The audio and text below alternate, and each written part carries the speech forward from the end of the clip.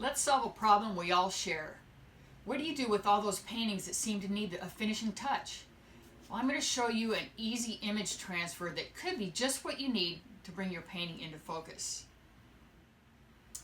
You need three things. The first thing is you need a laser printer. I switched from inkjet to laser a few years ago because I got tired of buying colored ink for what was mostly printing in black.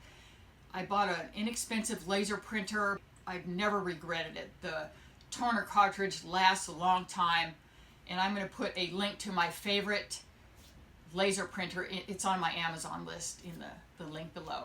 Number two is you need these shipping labels. And what you do is you take, these are big shipping labels, and you take the labels off, do whatever with them, and you're going to print on this glossy backing. This is the print I'm going to use today that I printed on this glossy backing. The good news about these labels is they're really inexpensive. The bad news is it doesn't always print perfectly. As you can see on this trout, there's a little piece missing here, and it's very difficult to get a perfect print, but this one's pretty good, and I'm going to use it today. I'm also going to show you another example of one that didn't print very well. You may experience this. You can see right here it didn't print, and the toner kind of went over here.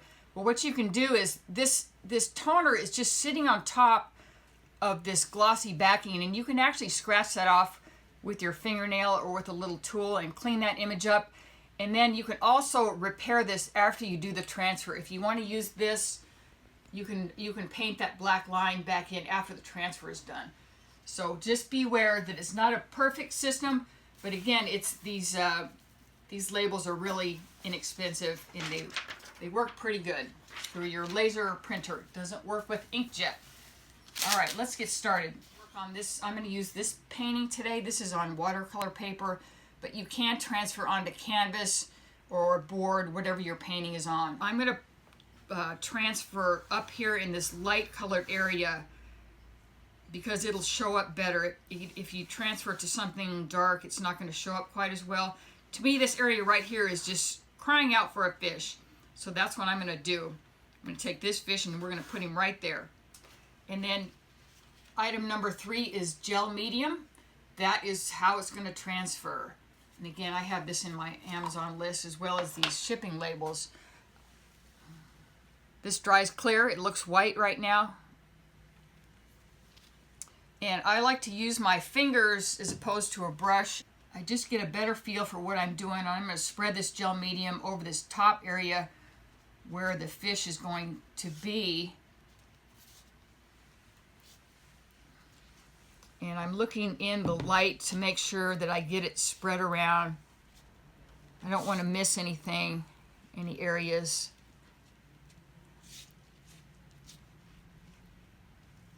You want to go a little further than you think you need. That way you don't make any mistakes. Better to have too much than not enough.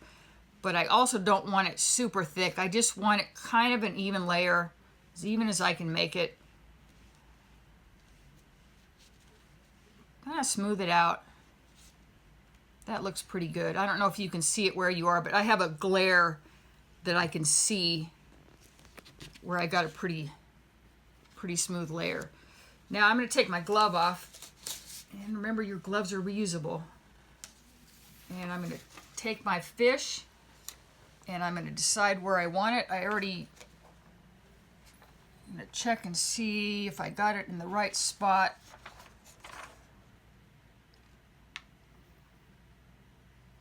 And there he goes. You have an opportunity to move it slightly before you press it down, but you want to try and hit it right the first time.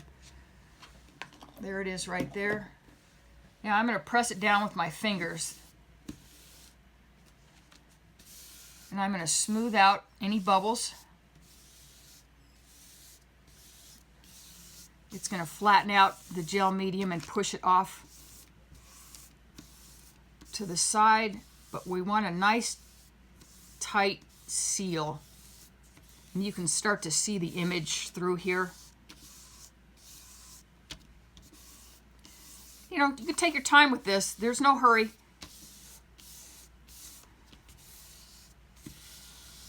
But I can see where the paper's rising up, so I just want to make sure that I press that down. That will ensure that the entire image transfers and you don't miss anything. But remember, you can repair this after the fact, and we'll do that if we need to. You can see this paper's buckling a little. No big deal. Just going to get it nice and smooth. That's pretty good. Now what I'm going to do is I'm going to give this an hour to dry. You can leave this overnight if you want, but about an hour is the drying time. So in 1 hour, we're going to come back and we're going to reveal the transfer. Okay, it's been a little over an hour and this feels really dry to me, but before I peel this up and show you what the results are, I wanted to talk to you a little bit about that big stack of paintings that I mentioned before. You know, to the casual observer, these unfinished paintings don't look like much, but to you, you say, casual observer, I have really big plans. That's all they need to know. Because in order to make great art, you have to make a lot of art. And this is just another stop along the way. So with that being said, let's get up close and I can feel this is dry. It's really stuck down. If you want to cheat a little bit and look at it prior to an hour, what you want to do is just go very carefully and see if it's stuck down. Now this has been longer than an hour, so I know it's stuck down. There it is. Let me straighten this out just a little so it's a straight fish. Now I'm going to peel this up.